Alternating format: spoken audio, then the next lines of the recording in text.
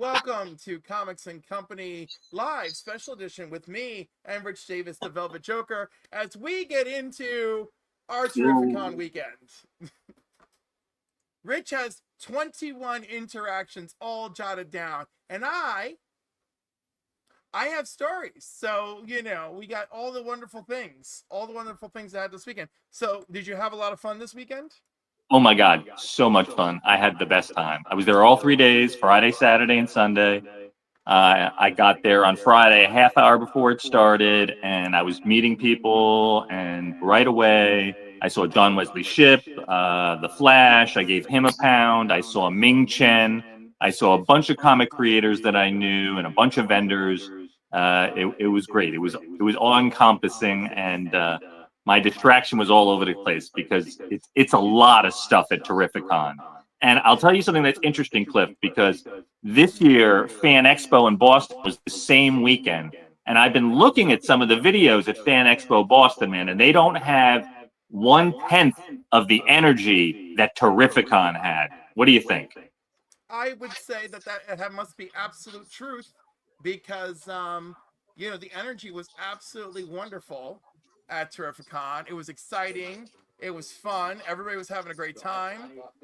I had a great time. It was a very social event, but also I got some good deals. I came home with over 320 comics. So, oh my goodness. Are you serious? 320 comics? Over 320 comics. That's insane, man. So it was a lot of fun. Yeah. Oh, did you, because I know you're such a Wonder Woman fan, did you ever get over to the Wonder Woman Museum? I walked past it. Really? It was fine. It was cool. I was having the moment. Yeah. Well, there was a woman there named Christy Grabau. She runs that. And it's a nonprofit. Any money that they collect goes to victims of being women that have been battered. And she's just doing pop-ups where she sells some stuff, and some stuff is just to be seen of her collection. But eventually, she wants a physical space. So I thought that was a pretty cool vendor to meet. I think it's very impressive. She's local to Connecticut, right? Mm-hmm. And is her name Dara? Christy Grabau. But there's a Dara involved too, right? Perhaps. Yeah, not that I met, but it's okay. I know there's also a Wonder Woman family museum in Bethel, Connecticut. Oh. So I'm really interested in that as well.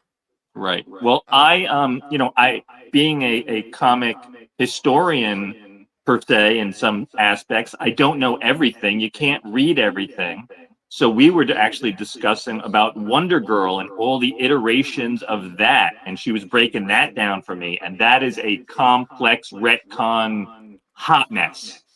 And listen, and it's beautiful. It's a beautiful hotbed, and Phil Jimenez did a wonderful job with this annual that just came out this month. So go pick it up, people. Titans Annual 2025, written and drawn by Phil Jimenez, and it's a giant love letter to Donna Troy.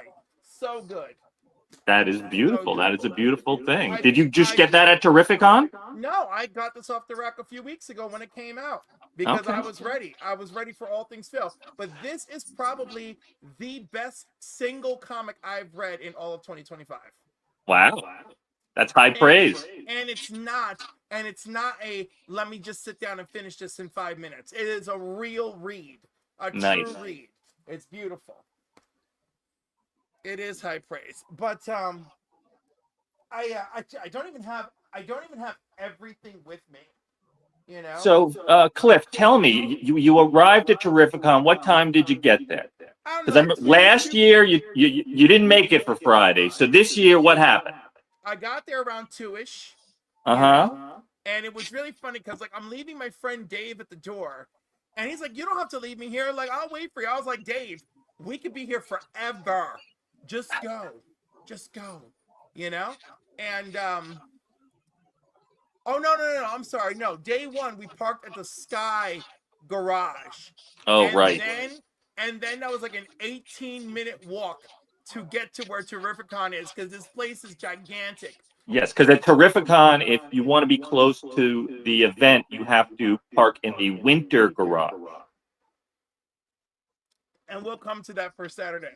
So we walk all across God's creation. Mm-hmm. We get there, which it felt that way the first time anyway.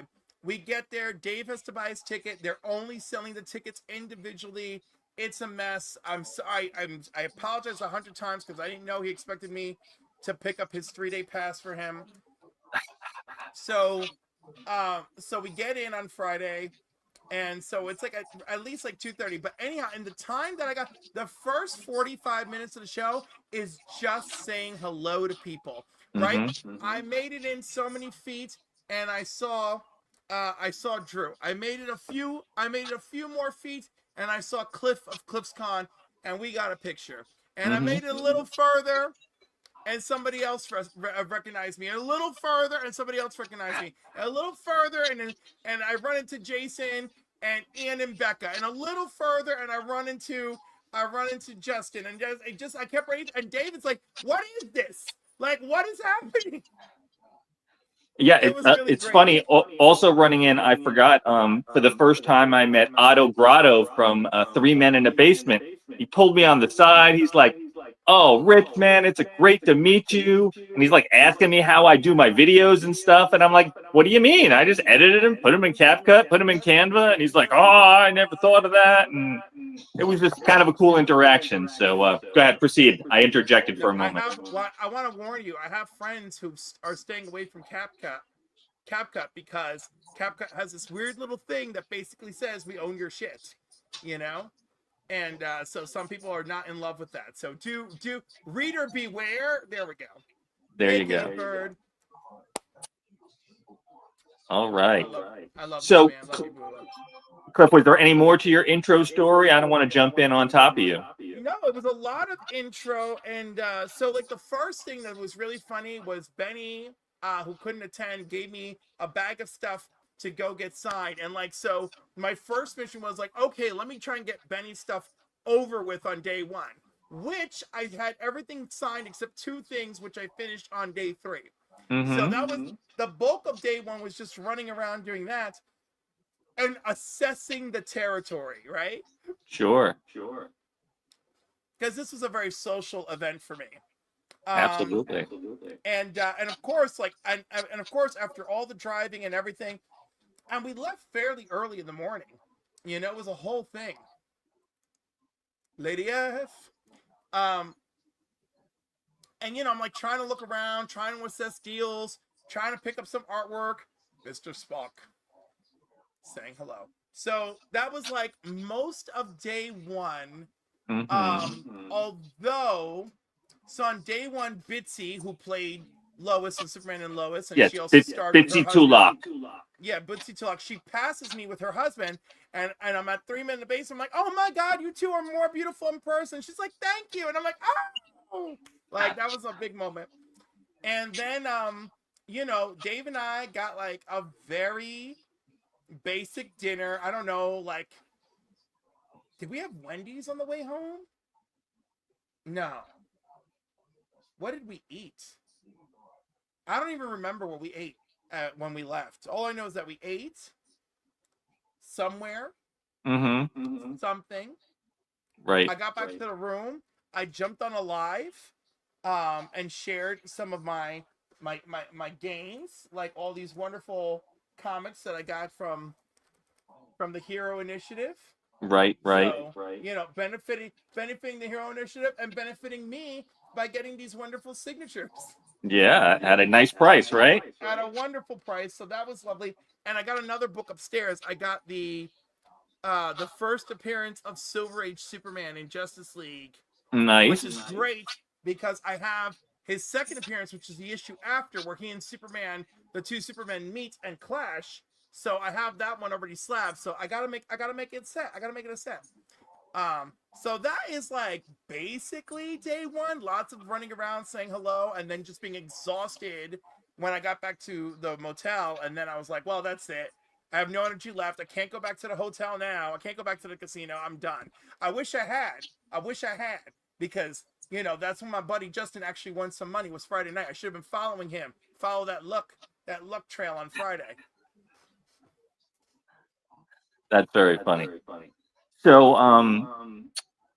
when I first went solo after I left Splash Pages, my first solo interview was Bob McCloud, who is the co-creator of the New Mutants.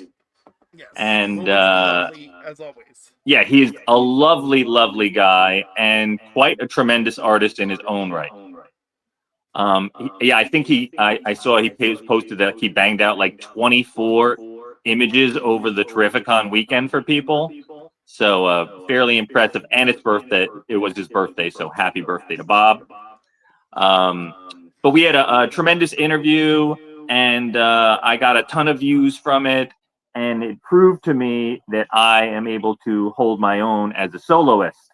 And not that I don't love hanging out with Mr. Cliff, who is my right-hand man, my Charles Xavier, man in the chair, tech guy, and all-around sweetie pie. But yeah, so that was super great reconnecting with him. And it was interesting in that interview, he had told us that he had left the New Mutants early, and that Louise Simonson, who was the editor at the time, suggested that he not do that. But I think he had some fear about being typecast as only working on like young characters. So he ended up like jumping off that early. So last year, Louise was supposed to come to Terrificon, and she got ill. So this year, I was ready. I was like, I'm going to talk to Louise. I want to get the other side of that situation. And so I caught Louise when she had no line, and I asked her, if it was okay to have her on camera, and then I wanted to ask her, and I explained the whole situation to her.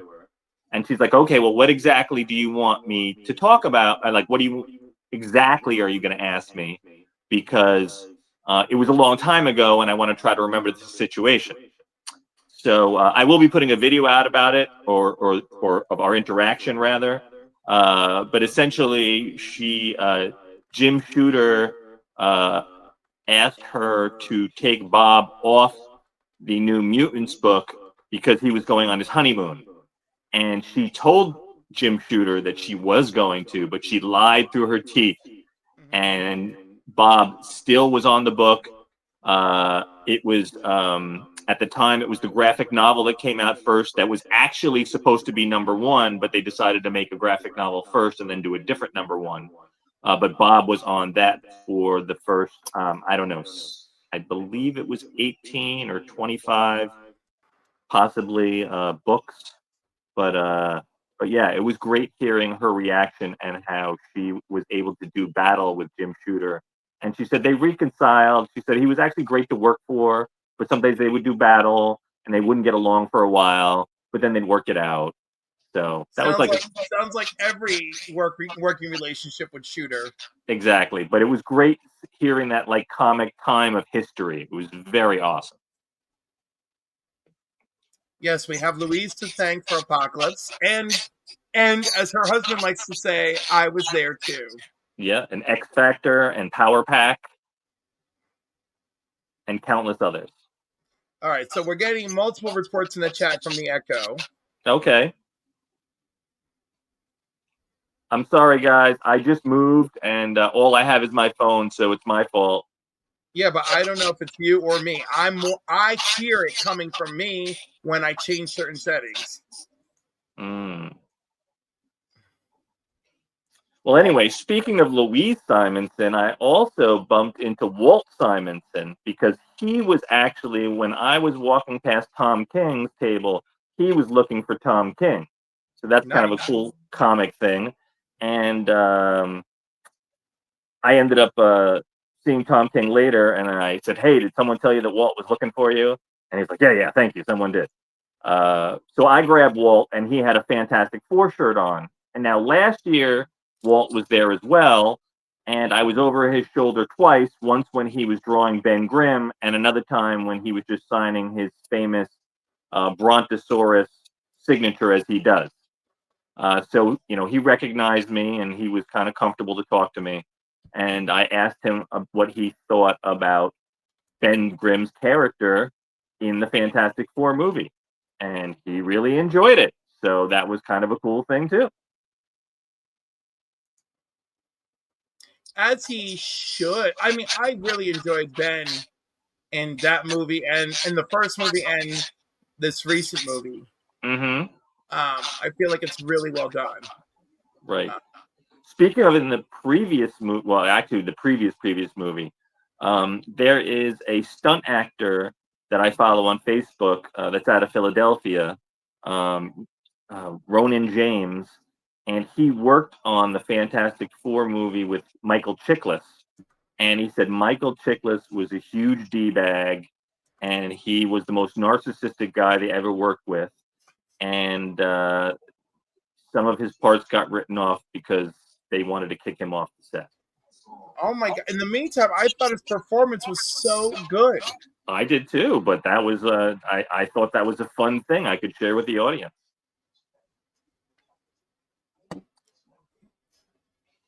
Terrible. So let's see, what else did I see? Oh, Scotty Young. Everyone knows superstar comic artist Scotty Young, right, Cliff? Yes, I had an amazing time with him. Got this lovely print that he signed for me. Beautiful. So let's see, it was Saturday night, and I saw Scotty, and Scotty was at Terrificon last year too. So we had connected briefly at Terrificon last year. So this year I came behind him and I was like, "Oh, hey, Scotty," because he just had this like 30 people line just waiting. And I think his person was dealing with someone at finance. So I slipped behind him real quick. I go, "Oh, this reminds me of like the story where like this guy's watching Schwarzenegger like do the line down the, all the way down the aisle. And he's going, 'Oh, thank you very much. You are very strong. Thank you.' And then someone taps him on the arm. And the next guy goes, 'Oh, thank you for coming. You are a very nice guy. You are very strong.' And then he taps him again. And Scotty started laughing. So I just wanted to put myself in his head. So the next morning I came in and he had no line. It was early in the day. And I just got him on film. And I was just thrilled to do that. So we had a fun interaction together. So my fun interaction with him is Sunday. And I really had no designs to interact with him because I'm like, oh, I don't collect those covers or any of that. But yeah. I saw this piece, and I really kind of fell in love with it. And he had an absolute Superman, and I really kind of fell in love with that. So I went and I got those, and I'm a low on volume because I'm trying to kill this echo. But when you're closer to the mic, when you're closer to the mic, it's louder. No one tells me if the echo is working or not working, or happening or not happening. So we get there, and so it's time for him to sign stuff. So I'm with Dave. Dave's like, "Oh, he's at the table." So we're on that. It's Sunday, so we're like the third and fourth people in line, right? So, Mr. Spock, you're good, just low. So anyhow, we're on the line, and I started talking to him. We're taking a picture, whatever. And I was like, he's like, "Oh my God, there's so many beautiful people here." I was like, "I know, I saw Bitsy and her husband, and they're more beautiful in person, and it's my first time experiencing bi panic." And he's like, "What's that?" I said, "Well, normally it's when a straight person starts to realize they could be bi or whatever." I was like, "But in my case, I've always been super gay, but after seeing Bitsy and her husband together, I was like, oh my God, can I be bi for this couple?" So he starts laughing. He goes, "Is that what happened to me?" Hey, Garfwong. "Is that what happened to me when I met Jason Momoa?" And I'm like, "Tell me about that." He goes, "I don't know. I was just overwhelmed by the presence of this man, and there was a bead of sweat going down my face, and I couldn't believe that I was hanging out with him." I said, "Yeah, bi panic. Congratulations." So he's like, "I love it. I'm using that from now on." So we had this bonding moment over what is bi panic. Hayley Atwell was there. I don't know what the situation was, but you could not get your picture with her unless you were one of the people that have prepaid for a photo opportunity. Okay. That was it. So there's this young woman who came dressed up as Captain Carter, and she was so excited she got her photo with her, but she prepaid for the photo. Mm-hmm. Now, Dave, as you know, made you wait online for him while he did some stuff and then jumped back online to get to her. and had her sign one of her pictures as Peggy Carter, saying, "Call me," with a phone number 555 for the fake California area code, then 013 for his birthday, and then the 4 digits for Captain America's birthday, Peggy Carter, and then Hayley Atwell at the end. Right. And of course, he loved this, and as you know, he lit up like a balloon. Oh man, he was so happy. He was like on cloud 9. It was beautiful to see. Wonderful. So, but I'll tell you my quick Bitsy Tulak interaction. She there was just a moment, and I think she was working on something, and I just came over to her and I just said, "Hey, your interview on Michael Rosenbaum, you were so open and so giving, and it really touched me." And she was like, "Wow, thank you so much for saying that.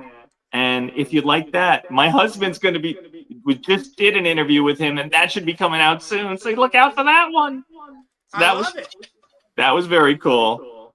And I love her husband, so I look forward to it. Yeah, absolutely. And I'll tell you something else cool. So Superboy, Alex. Yes, he so cute. All of them are so beautiful in person. It's insane.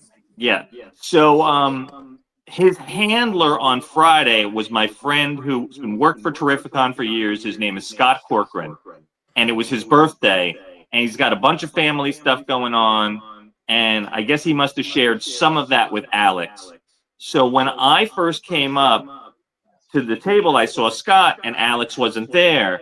And Scott's like, "I don't know, Alex disappeared, said he'd be right back." So, and then I left, and apparently what happened afterwards is Alex came back with a birthday cake for Scott. And Scott was super touched and stuff.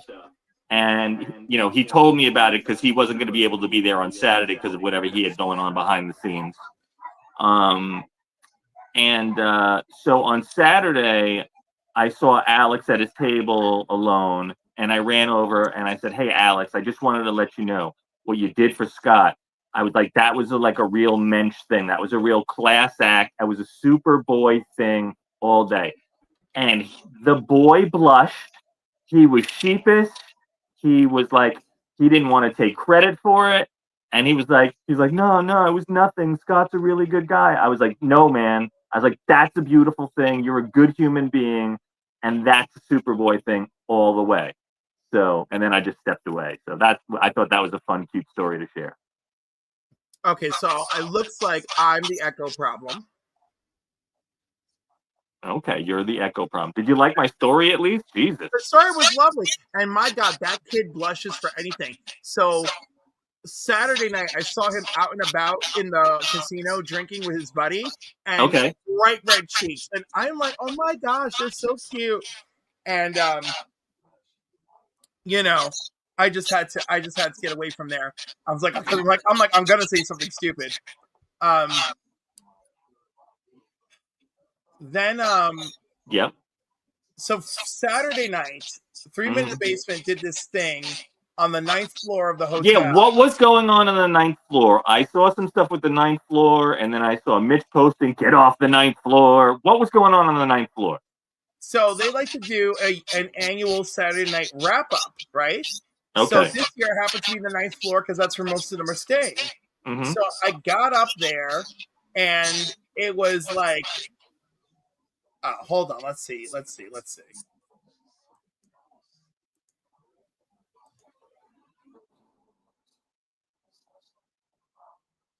Just me by myself talking about Terrificon because we had a great time. And I got a lot more stories. All right. Yes. Hey, Brian joining us. Brian, currently I'm the one with audio issues. So annoying. So anyhow, we're on the 9th floor. Yes, the 9th floor. I'm not aware that Otto moved a bunch of stuff over. What does that mean? Like he rearranged furniture. Oh, in the room. Okay. Yeah, in the hallway. In the hallway. Oh. Yeah, we're in the hallway. And but I wasn't aware that he moved stuff around. It looked fairly natural to me, right? Mm-hmm. This sucks. So Dude, stop looking at the audio. Just talk. I can't because I can hear it every time I talk. I can hear it, and it's driving me crazy.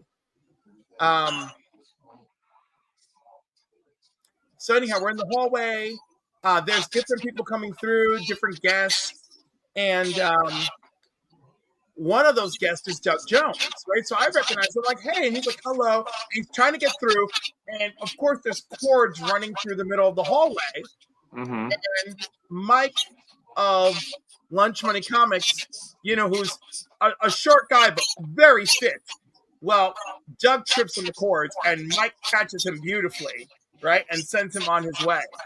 And I'm just like on the other hand, I'm like, please let's not kill the celebrities.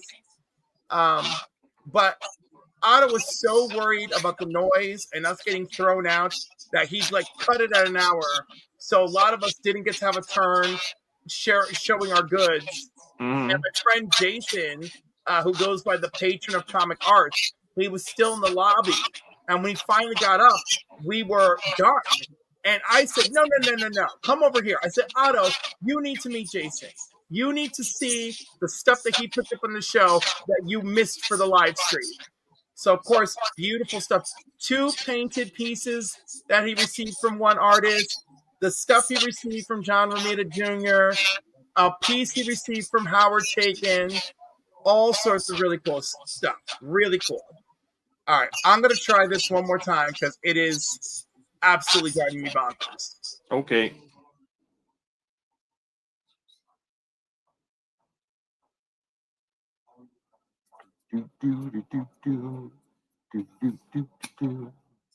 I'm gonna be at the tail end while Cliff's working on the audio.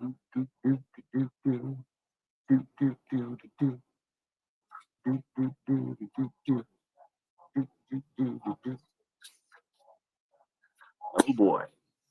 All right. So there was oh, he's back. Hello? Hello. Hello, hello? Hello. I love you. Won't you tell me your name? All right, Mr. Spock, tell me if it's better. Who's Mr. Spock? He's in the audience. Okay. For those of us not using a phone.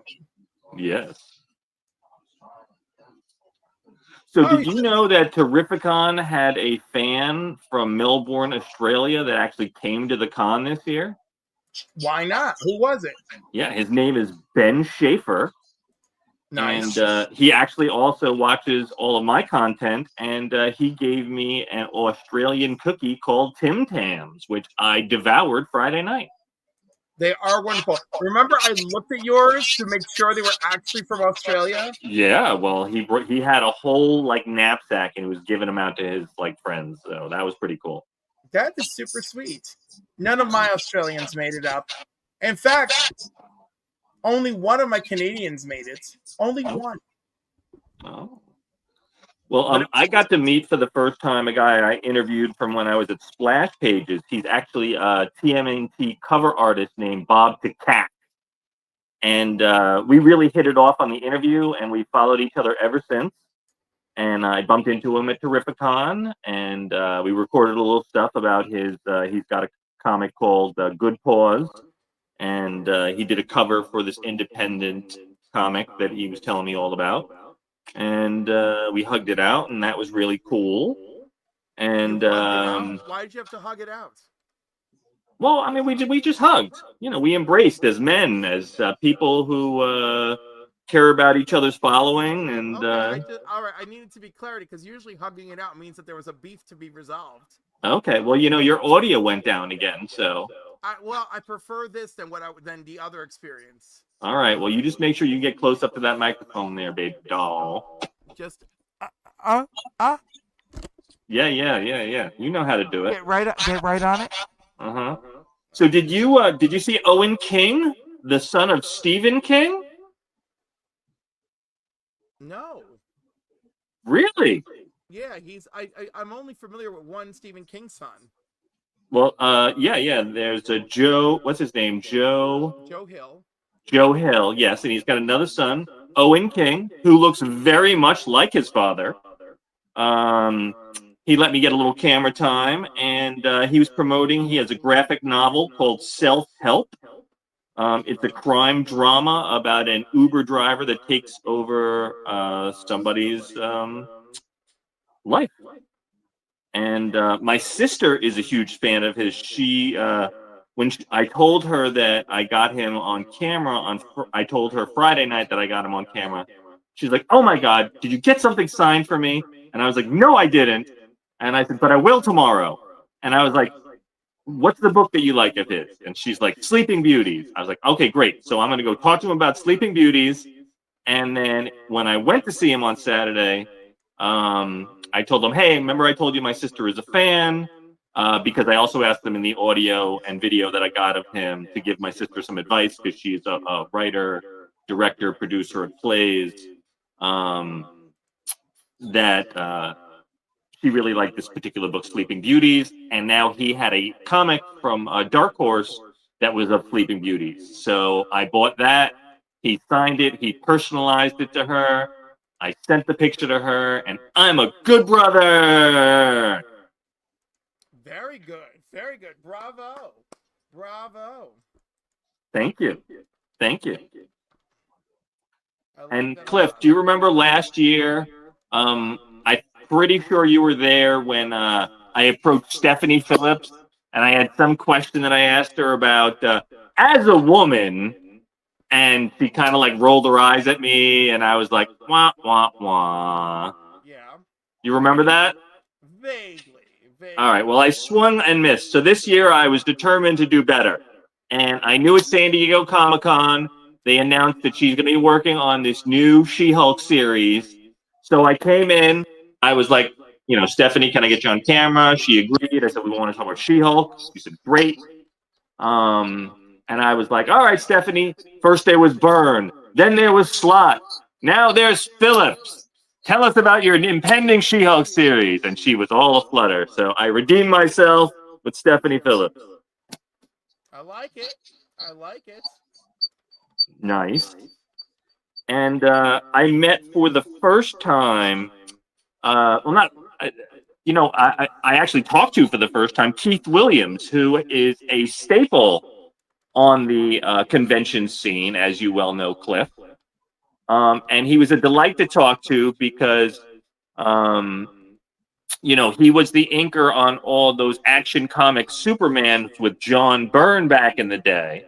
Absolutely. Yes. And I wanted to ask him what he thought about the new Superman movie. And he couldn't stop raving. He was delighted by it. He thought it was a 9.5. There you go. That's what I like to hear. That's right. And let's see, other cool creators. Oh, so Mark Silvestri's line was insane all weekend. Mark Silvestri, who was one of the, I believe it was 5 people that defected from Marvel in the 90s to open Top Cow and Image Comics. Like I said, the line was insane all weekend. So there was a time when I was kind of timing it, and I was sitting kind of next to him, and I was like, "Mark, can you just give me a head turn and a little smile?" And I got a nice shot of him, and all I thought was, "Oh my God, that is the Brood looking at me right now," because he was responsible for the X-Men Brood, and I was so freaked out there were chills going down my spine. He was like,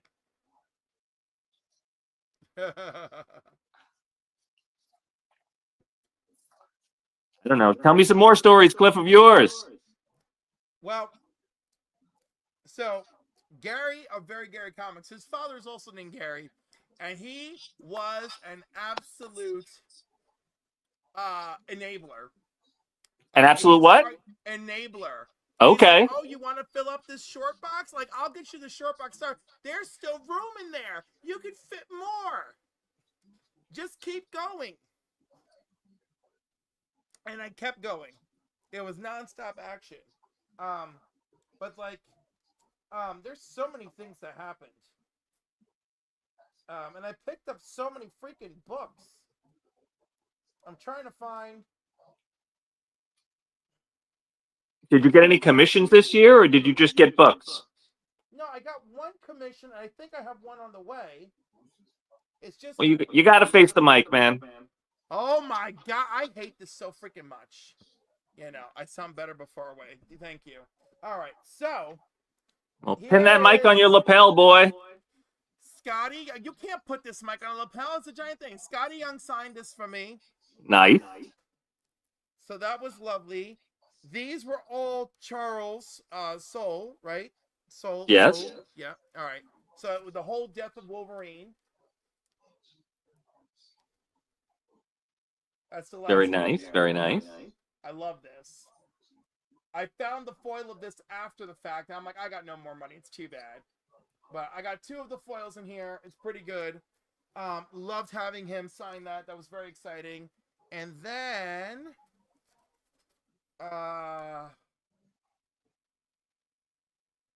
nope, that's not it. So I got a beautiful piece with some Superman art on it. Done. I got a beautiful Superman piece done on a blank of All-Star Superman, which was the Superman Day blank, I believe. Mm-hmm. Of course, I have no idea where that is now. Stop playing with your comics. Got to be in front of the mic. Oh my God, no, I hurt my microphone. Yeah, don't do that. Don't do that. Oh well. You know what? It still works. Good. You can't tell me not to play with my comics when I'm supposed to be showing you stuff. Look at this. We're down to 4 viewers. It's a disaster. We're down 4 viewers. Is that what you said? Down to 4. Just 4. Oh no. I had 11 for a hot minute. All right. Well, you were talking about Doug Jones before. I got to sit in on the Doug Jones panel, and you know, at the end they always let you ask a question. So I got to ask him about the Baron and what we do in the shadows. Oh, right. That was great. Because apparently initially that was just supposed to be like 1 episode, and then I guess they got such a good reaction and they had such a good time with him. They're like, well, if we could write it, would you come back? And he was like, absolutely. I had a great time. And then that happened like even after they killed him. They're like, can we bring you back? So that was a great story for him to tell.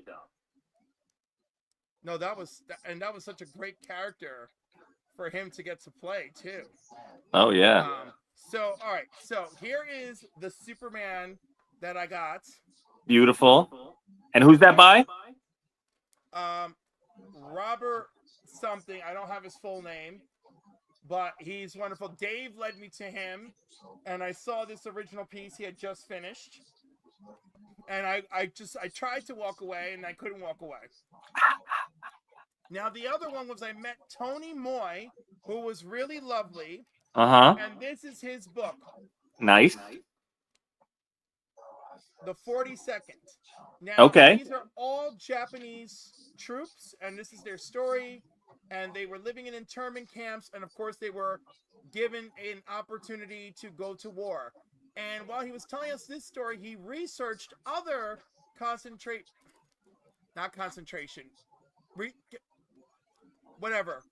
internment camps. And there's a Mexican gentleman who keeps turning up in those stories, and he told David and I all about it. So this guy signed himself up, even though he was Mexican, so he could be with his friends. And 3 weeks into it, they realized he didn't need to be there, and they told him to go home, and he said, no, thank you. And then he was given the only person given the special treatment to go and come as he pleased. And I said, dude, you got to tell that guy's story next. But in the meantime, this is a webtoon, and you can pick it up. And of course, you can go here, and I got to put this in my links in the future. But Tony was lovely, and he even threw in a free sketch just for picking up the book. Beautiful. Nice. So very cool guy. Great story. Great artist. I look forward to more from him, and I hope that we could talk to him soon. So that was like my last. This is like my last other adventure. I had a great time with Scotty. I had a great time with Jeremy Adams. Mm-hmm. Wonderful to talk to. Lots of laughs with him and with Scotty. Everyone else was okay. I had a good time with Louise. I told her how I was the only person who understood her name before Simonson. I'm like, no, Louise worked in this book. No, she didn't. I'm like, Louise Jones is Louise Simonson. Mm-hmm. So we had a good laugh about that too. Someone told me that I met over the weekend that they asked Louise if she would sign something as Jones, and his friends all got mad at him, but she didn't mind. Oh, that was nice of her. Still a little weird. It is a little weird. Yeah. Yeah. But her maiden name is Alexander. Jones is her first Husband's last name, yes. Right. Who was a comic artist as well, wasn't he? Yes. But Louise gave us a lot. Louise gave us New Mutants, the Power Pack, Steel over at DC. She was an editor for Conan, Superman, the Man of Steel she worked on, X Factor. We all know what she gave us. Yep, Power Pack. Yep, she's won Eagle Awards for Power Pack, The Death of Superman. She won the Inkpot Award for Outstanding Achievement in Comic Arts. You know, she's amazing. She's a legend. She is. She's absolutely a legend.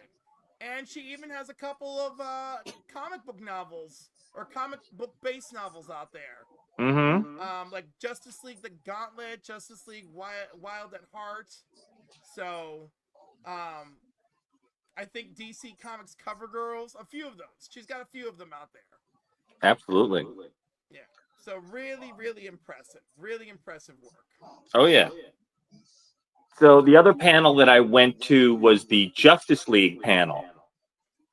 You gotta tell me if it's still on me. What's that? It was still just on me. Oh, okay, my bad. You didn't even notice?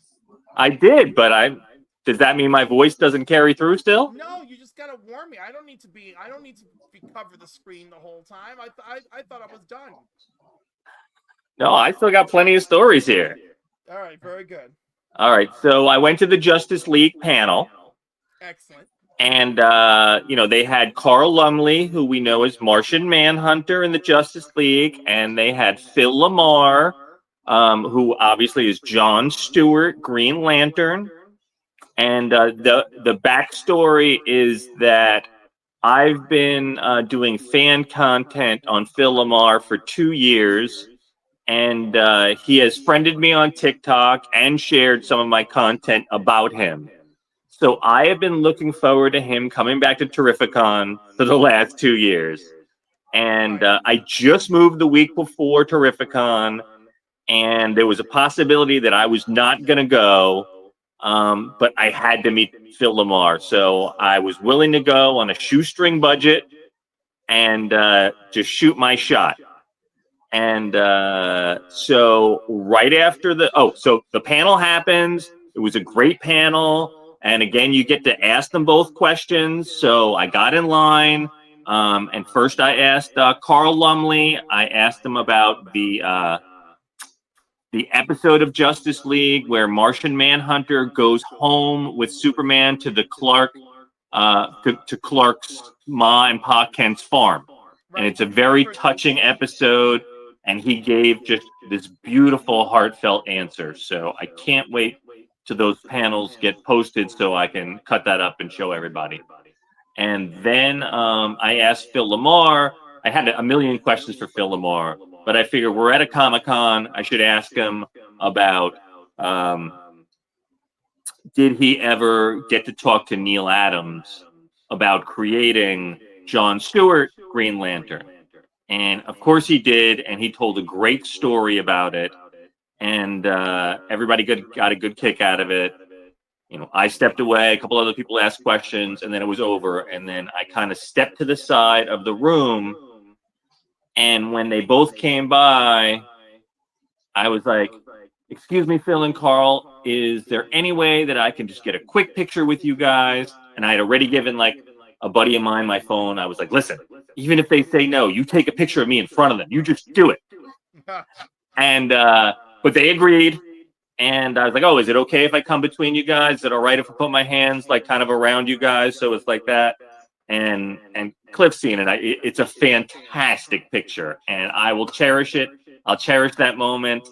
Eventually, I'll show that on besides Facebook. I'll get it on TikTok. I'll get Phil to see it, and hopefully. It looked like you were hanging out in a club room. It didn't even look like you had just come from the panel. Yeah. It was great because I had a nice vest on, and they were both dressed fairly nicely. So yeah, it looked like we were like at an event or something. So, or not the event that we were at. It would look like you said, a nightclub or something. So it was fantastic. I was glowing after that. You truly were. Truly. Absolutely. So yeah, so those were the panels. And then we had Galactus. Galactus came, who was a huge hit at San Diego Comic-Con, who is a giant costume. It is the biggest. It's going to be in the Guinness Book of World Records because Thomas DiPetrillo, who owns Extreme Costumes, currently owns the Guinness Book for the biggest costume. And this one is 10 inches taller than that one. So that one is going to be in the Guinness Book probably for next year. And that thing was insane. Did you get to check it out, Cliff? I did. I saw him driving by and, doing the drive-by. And I got like a quick shot of him like, and dude, it's so funny. There's like one table that's like, oh my God, he's going to destroy our table. And he just meanders right through. It's very, very good. I'm gonna put your YouTube channel in the chat. All right. Thank you. For those requesting, let's see. Thank you. And it was also great all weekend, Cliff. I got to just chat it up every day with Tony Harris and his wife, Becky Harris. Just shooting the shit about life, about the con, about the beds in the hotel room. Yep. And at one point, I really wanted a good question for Tony. And I figured everyone must hit him up about Starman. So I was like, I don't know if he wanted to talk about Starman. So at one point he was away from the table. I was like, Becky, I don't even really have any questions for Tony. I was like, I've just been having a great time talking to you guys all weekend. She's like, oh, you've been great too. And I was like, I know last year, like he announced that it was the 30th anniversary. I was like, does he like talking about that? She goes, oh yeah, he'll like talking about that. So I totally talked to him about that. And he kind of was giving me a wink on off. And I mean, he was telling me, well, he told me without saying official, he was telling me that we're getting more Starman stories. And that is a huge get. Because that is not announced. That is not, he wasn't confirming it. But at the same time, you know what I mean? Excellent. Yeah. So great time with Tony Harris and his wife. And actually on Monday, she friended me on Facebook. So making another beautiful connection with creators, which I love to do and build these relationships. Right. It's so good. So good. Yeah. Oh, and circling back to Neil Adams, which I was talking about with Phil Lamar. I ended up, I'm kind of friendly with his daughter, Neil Adams' daughter, Zia Adams. So I let Zia know that I talked to Phil Lamar about her dad. And we ended up chatting on Facebook Messenger back and forth for about an hour. And by the end of that conversation, she was, she's like, oh, I want to share this piece with you. And I was, because you're such a Joker aficionado. And I was like, oh, well, what is it? She goes, well, it was a pencil drawing by my dad, Neil, that I turned around and painted. And it's very sort of avant-garde. And it's kind of like explosions in the background. And he has a really menacing face and his hair's all crazy. But he's holding these beautiful flowers. And so I was, talking to her about the interaction and what I felt about the piece. And I said, man, I would love to get that on a shirt. And she goes, what color, what size, short sleeve or long sleeve? Long story short, I am getting a custom, one-of-a-kind piece, Neil Adams, Zia Adams t-shirt within the next month or two sent to my house. How about that? Is this my life? Woohoo! that is incredible. That is incredible. And look, just from a few Comic-Con interactions. Yes, sir. Yes, sir. That is so good. Oh, I'm glad you like that. I do. Let's I see. do. Other creators I got to talk to, Franco. We talked about his Flash Gordon Volume 2 coming out in November. He's got 2 new original series coming out also in the next year to year and a half. So always like talking to Franco. He's a huge guy, but he's like this huge, nice teddy bear. He's very easy to talk to. Fans of Terrificon will know him and Mitch go to a lot of movies together. So really nice guy. Always like hanging out with Franco. And then his partner that they created together, DC Tiny Titans. Oh man, now I just blanked out on his name for a second. Alt Baltazar, who is a huge Mego fan. And on Friday, I caught him at the Mego, walking away from the Mego table. And when I saw him at his table, I saw he scored a new Deadman Mego. So super happy for him for hanging on to that obsession. I mean, who else was there? Let's see. It's so funny because Mego figures are the ones I tend to like the least. Oh, you like those the least? Well, those are from my childhood, from the 70s. From my childhood too, but like I don't want to sit there and dress up the figures. I just want to pose them. I gotcha.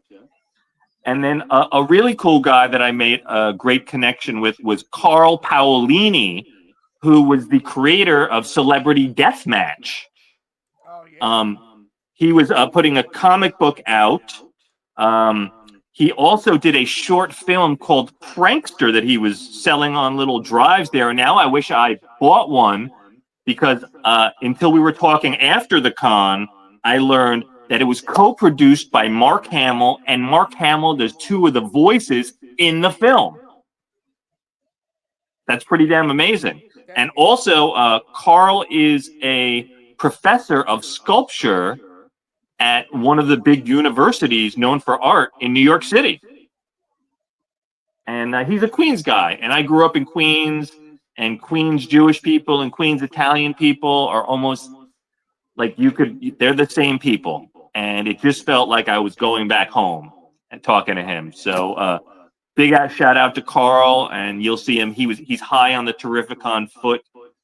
He's always making comments and stuff, and he's been sharing all of my stuff, and I can't wait. We're going to do an interview with him, me and Cliff, sometime in the near future. Did you see my other email that I sent you about Vin? Yeah, about another creator. I didn't get to check it out yet. Okay, well, right. There's a link to some work there, and anyhow, really lovely guy. He's part of the Philbo, gang. Right. Was Phil at Terrificon? Yes, he was. Oh, I didn't see him. Oh my God, I wish I knew. So I saw him at the end, and of course that's how I met Vincent Ferranti. Okay. And so yeah, we made our connection. Awesome. So we're going to interview him as well? Yep, and you can check out a preview of Witch Hunter and a couple other books that he sent in that link. All right, I will definitely check out that link. And I've just got 2 more quick stories. I got to bump into Ming Chen from Comic Book Men, who is a great guy. Impossible not to bump into him at Terrificon. Absolutely. He's all over the place. He's on the night scene for sure. I think he did the pub crawl this year. And the poker. Oh, I thought Phil Lamar was the poker. No, it was both of them. He was in on it too. Oh, it was both of them. Okay. Well, apparently it was Phil's thing, but Ming went anyway. So. All right. Nice. So I remember last year when Ming was there, I saw him filming, and I heard that he was working on a show. So I got to talk to him, and they're working on a show about cons and how much fun we have at cons and con nightlife. And he's working on that with Brian O'Halloran and Don Jameson. So they're trying to get that greenlit, and they've been filming episodes. So I thought that was pretty cool to hear about. And I wish him the best with that. So good. Yeah. I'm hoping, I hope somebody picks it up. You know, I mean, AMC picked up how many seasons of Comic Book Men before they're like, all right, we're done with this. Yeah, I think like 6 or 7 seasons. They went pretty good on that one. Yeah, it really did. It really did. Yeah, Like I was and Ming, you surprised. know, he's coming close to hitting all 52 states in the United States. He's got like 2 or 3 to go. He was telling me. Yeah. All right, 7 seasons. 7 seasons.